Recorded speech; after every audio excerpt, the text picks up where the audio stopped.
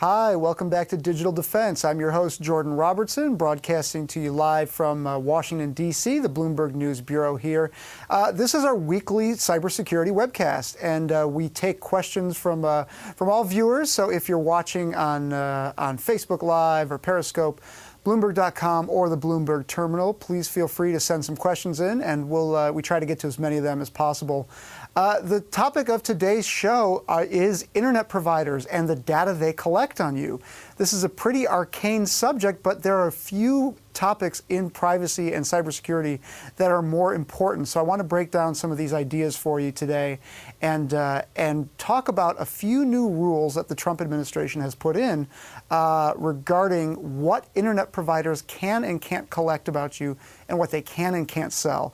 And a spoiler alert here, the Trump administration has rolled back a number of regulations preventing your internet provider from selling data about you. So there are a lot more opportunities now for internet providers to sell data about you. So I'm going to walk you through what some of those data types are, and most importantly, what are some tips and tricks for how you can protect yourself from your internet provider tracking basically everything you do. So with that being said, again, want to emphasize that this is an interactive show, and any questions you have, please feel free to send them in, and we'll get to as many of them as we can. So one of the graphics I wanted to show you here, this is a visual that the New York Times created for some of its coverage of this topic, and I think it's pretty neat. And basically what's happening here is internet providers, we are the person on the bottom here, internet providers, we are awash in data, and that's the point of this graphic. We're awash in data, and we're producing data even when we don't know it. And that's the really insidious part, and the really tricky part to understanding what it means for an internet provider to sell data about you. We tend to think about metadata and the types of things that we'll be talking about today as an email. I know when I'm sending an email. I know when I'm making a phone call. All of the revelations from Edward Snowden, the former NSA contractor, a lot of them concern this idea of metadata. And metadata can have a number of different meanings. Again, a lot of us think of it as the discrete action we take online or the discrete action we take with our phone. But like the reason I'm showing you this graphic is because I think this really represents what it's actually like for us operating on a day-to-day basis in this digital world. We're creating data about ourselves all the time, and we may not even know it. And I want to walk you through a couple of ways that that's true. The first way is, anytime you log onto the internet, whether it's through your phone, which is broadcasting all the time, or at home, you're creating a digital trail of what you do. And again, you may not know it. You're simply firing up your computer, unlocking your smartphone, and you're logging onto the internet. You're not even logging on anymore. You're just tapping a button and you're bringing up the internet. That action alone, you've already created a digital trail that reveals a lot about you. And that can include where you are, number one, the IP address from which you've entered the internet. You've logged onto the internet. That's being created before you even know it. Second, what language are you using? Where are you located? What language are you using? And then, even more importantly than that, what type of computer are you using? Are you on a smartphone? If so, what browser are you using? And if so, what version of software is your operating system? What version of the browser are you using? You're creating all of this data before you've even done anything online. And I find this topic to be fascinating, which is why I wanted to talk about it with everybody today. Because again, what the Trump administration has done, it has rolled back rules preventing internet providers from selling that data about you. Now again, a lot of us think about our data as discrete actions we take online. Internet providers, the reason the National Security Agency is so interested in internet providers and telecommunications companies is they get kind of a God's view of what you do online. And the reason that's so valuable is for all the reasons I've just enumerated. Every interaction you make with the internet is cataloged by your internet provider. And on its own, that data serves a very simple function. That data allows your internet provider to connect you to the websites you choose to visit. There's nothing wrong with your internet provider having that information. The problem becomes, and the potential problem becomes, and the reason some activists, some privacy activists are concerned about this is for all the reasons I've just described. Your internet provider has so much more data about you than you may realize. And again, it's not just activities or actions you take. fake. It is simply the act of going on the internet reveals a whole lot about you. And the rollback of these rules has concerned a number of privacy advocates and states as well. So I'll get into that in a minute. But some states are taking up the mantle, as my colleague Todd Shields has reported here at Bloomberg, in saying, well, if the federal government isn't going to protect consumers from this type of data sale, states will. And there's some precedent for states leading the charge in this area. And I do have some tips and tricks for everybody about how to protect yourself from these kinds of things. But first, I'm going to get to some questions. Again, we're getting some great questions, so feel free to put them in the comments section. We like to try to rip through as many of them as we can on this show. First question here. If internet providers are collecting our personal data, is that grounds for a lawsuit? No, not really. The action of collection on its own is not necessarily illegal. Again, internet providers perform a critical service. It's a reason they are, in some ways, considered a utility on par with your telephone, your gas, your water, your electric, things like that. Their job is to connect your computer to websites that you choose to visit, or your phone to websites you choose to visit. In the process, they need to transmit all of this data. These are necessary negotiations between your computer and the internet provider. So the very act of creating this data is not necessarily something nefarious. Where things get tricky is, well, what do they do with that data? You know, my expectation when I subscribe to an internet service such as Comcast or Verizon or whomever is that they will get me onto the internet reliably and that they will transmit my data faithfully, and that I will go to the places that Comcast agrees to transmit my data packets to. The problem becomes if Comcast says, hey, we've got a lot of valuable information about Jordan Robertson or whomever else, and they try to make money off of that in a different way than what you've paid them for.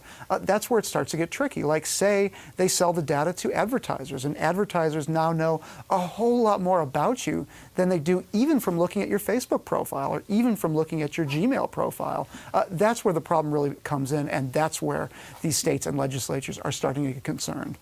Next question here is, what are your recommendations for hiding our personal data from the providers? This gets into really the heart of what this show is about, and there are some recommendations I have. Number one, I should point out, it's pretty much impossible for your internet provider to not know something about you. Again, you have to access the internet if you're trying to use it. So there has to be a way in. Your internet provider is that way in. But there are some things you can do once you're on the internet to prevent your provider from capturing all of your data. The simplest way, the rock bottom simplest way, is to use a VPN. Now, these are paid services. Some are free, but they collect your data and use them for advertising and things like that. So in general, if you're willing to shell out $40, $50 a year, which is not all that much considering what they provide, these VPN services do provide a lot of anonymity. It's not necessarily security, because you are still connecting over the internet. They are encrypted tunnels, but you're still interacting with websites. So your data will be consumed by those sites and collected by those sites. But what it does do is your internet provider will see that you've logged on, it's captured all that data that I've mentioned, and then it will see that you've logged on to a VPN. From that point, your traffic is shielded from your internet provider. So they will still know a lot about you, and they kind of have to. That's reasonable to assume that they need that information to get you online.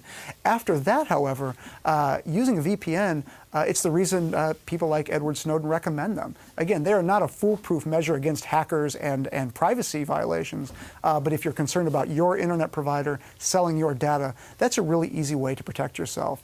Another recommendation I have is there's a browser extension called HTTPS Everywhere.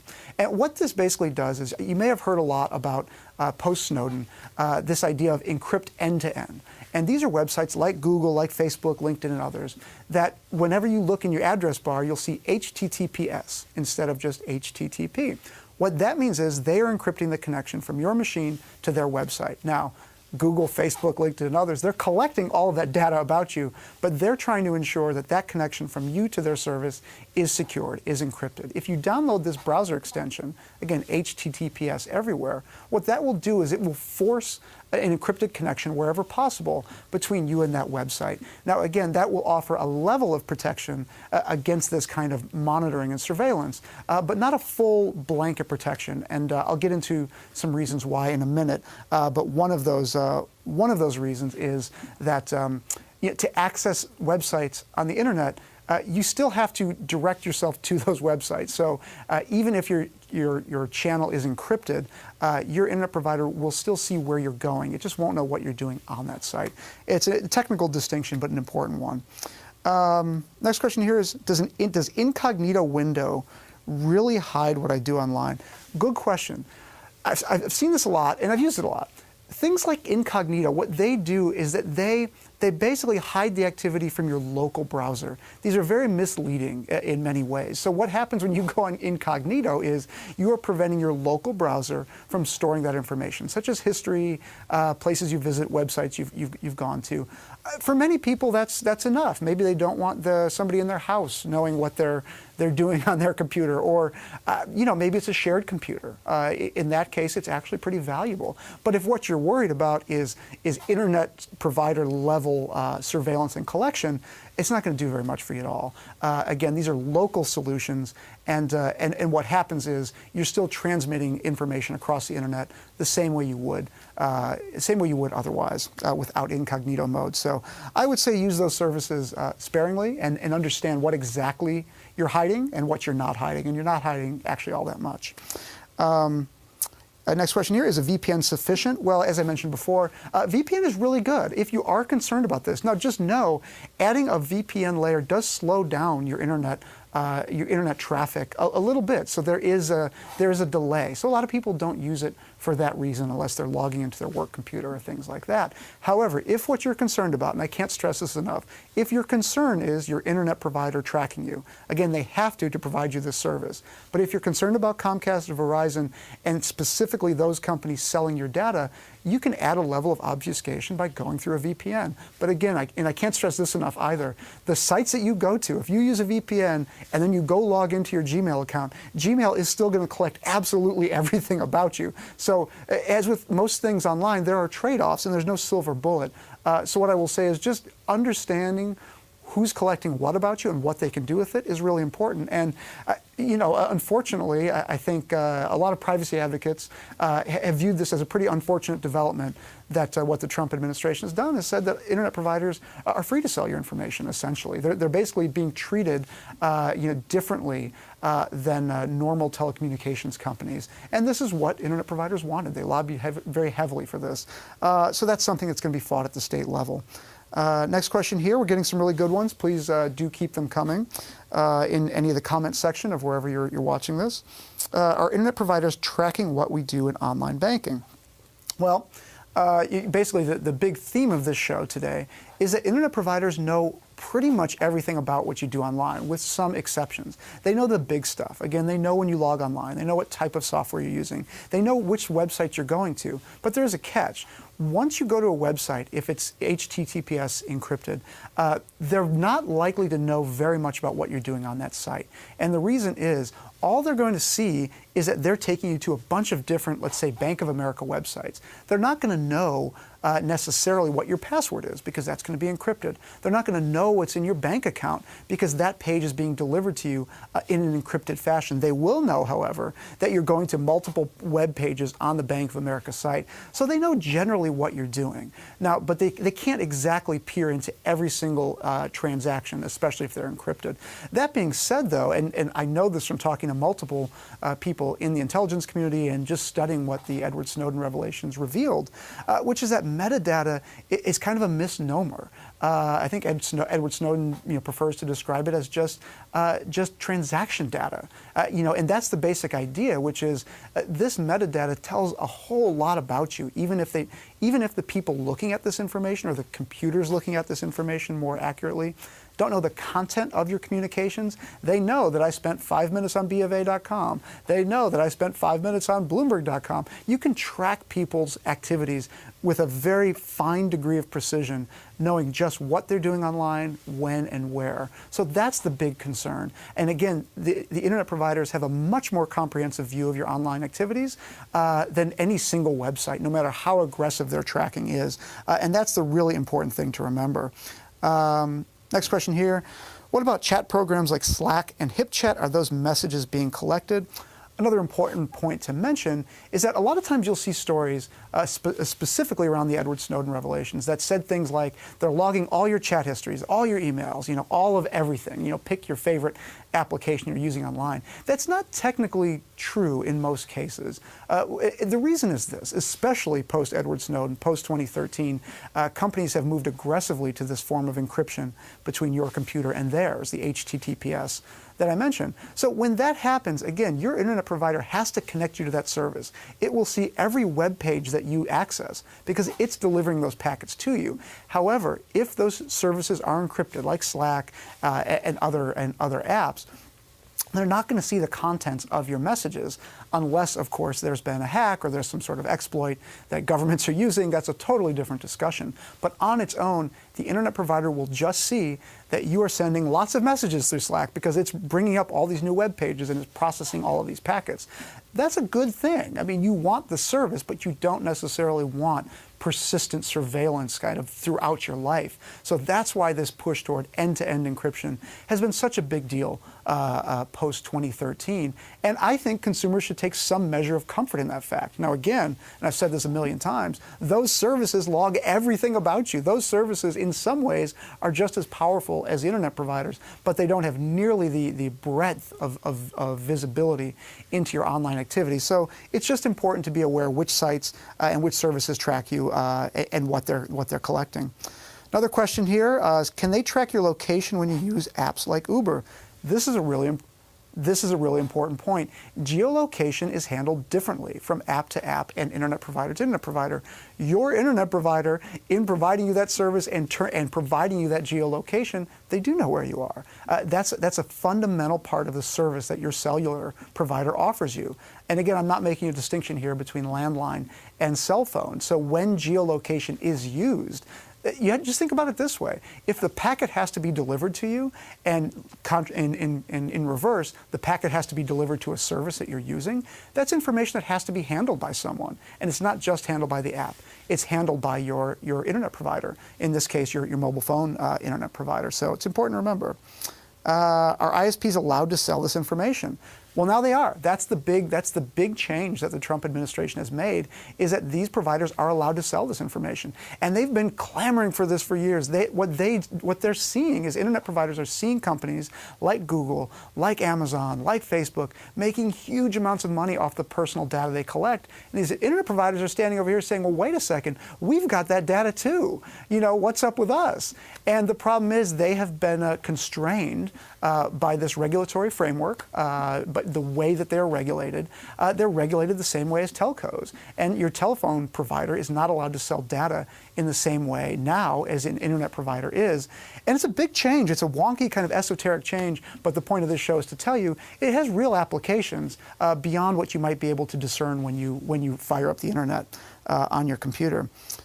Question here is, what are IT security professionals doing to improve the security of household appliances that are now getting connected to the internet? Well, we saw a big attack, I believe it was last year, the Mirai botnet that used compromised home closed-circuit cameras, baby monitors, things like that, and DVR machines. These are high-bandwidth devices in your home that I believe this viewer is referencing. What we're seeing is, people are starting to understand that those devices do have a high-bandwidth connection to the internet and can be used by hackers and other nefarious actors for malicious purposes. So they're starting to recognize that, but I would say we're far from those devices being fully secured. And the reason is this: a lot of those devices are cheap. They're cheap. They're just consumer off-the-shelf devices. They're made cheaply. They're sold cheaply. They provide a service, but you should really be cautious when you're doing things like hooking up a camera into your home, or even hooking up a DVR from your internet provider. Because those devices are surveillance systems too, and if they're not secured properly, you can have things happen like the Mirai botnet, which knocked out big parts of the internet. And so that's just a really important point to remember, that not all devices are created the same. Question here is, if you're using Tor, which is an anonymity network, are you pretty much safe? The answer is, I'll say mixed. Let's just say this. Like using a VPN, the value of Tor is that you're running your traffic through other nodes on the internet, other computers running Tor. So there is a measure of anonymity that affords you. That is true. However, the way the question is phrased is, are you pretty much safe? I would disagree. I'd push back on that part, because here's the problem.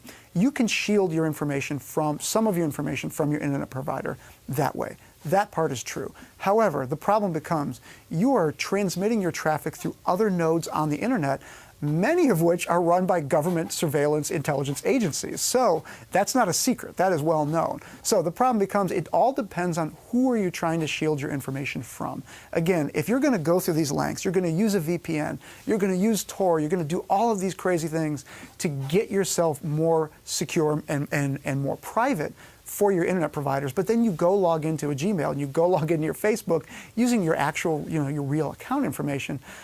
You got to start to think like, well, what's really the point? You're trading one bad practice, one troubling practice for another. And my whole point in all this is not to unplug from your internet provider, use a VPN all the time, because we do give up data as part of our daily lives online. That's just an important part of that transaction. The point of this show is to be aware that when you see headlines like ones that we've seen over this past week and past couple of months about what the federal government is doing to roll back some of these regulations on internet providers, I think it's really important for my viewers to know exactly what they're talking about. It's not just esoteric data about your comings and goings online. It's really specific information about who you are and what you do.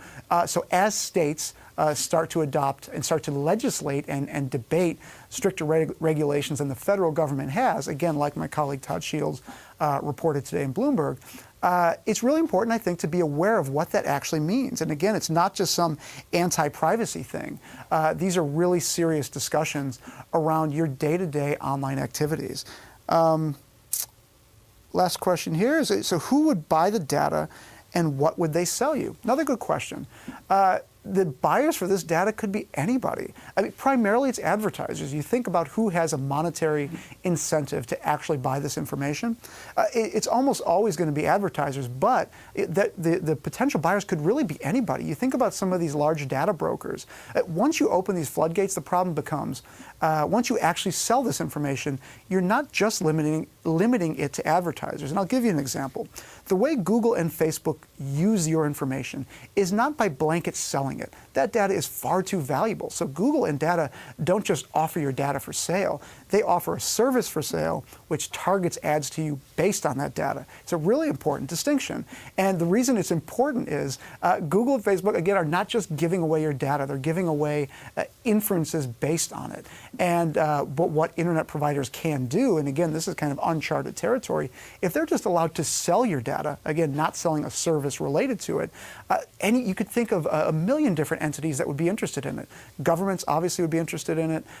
Data brokers that already have lots of information about you from public records could then combine it with this private information. There are a whole host of reasons to be concerned about it. And the reason that this is becoming such a big deal here in Washington and throughout states is that there needs to be regulations around it. Again, your telephone company cannot just sell your information to whoever they want. They're subject to the normal U.S. court orders. There are some types of data they are able to sell or monetize through ads. But what you want is some tightly worded regulations around these things, because this is the most intimate personal data you have online, and you don't just want anyone to have access to it. Well, with that, we've about run out of time here. I really want to thank everybody for writing in with your questions. We always get good questions on the show, and we really appreciate it. It's a show we put a lot of effort into, and we're glad that you're enjoying it and getting something out of it. As always, please feel free to write me offline. I'm on Twitter at JordanR1000. That's the letter JORDAN, the letter R1000. Or you can tweet to us at Technology. That's the Bloomberg Technology Twitter account. And please do go to our website, which is bloomberg.com/technology. And there you'll find a couple of things I hope you'll find of interest, one of which is a similar show by my colleague Mark Gurman called Gadgets with Gurman, and also a podcast called Decrypted, which we have a new episode up as of yesterday on a hostage situation in Mauritania involving a cyber weapons deal gone bad. So please do go check those out. Again, thanks as always for watching this week's episode of Digital Defense, and we'll see you next week.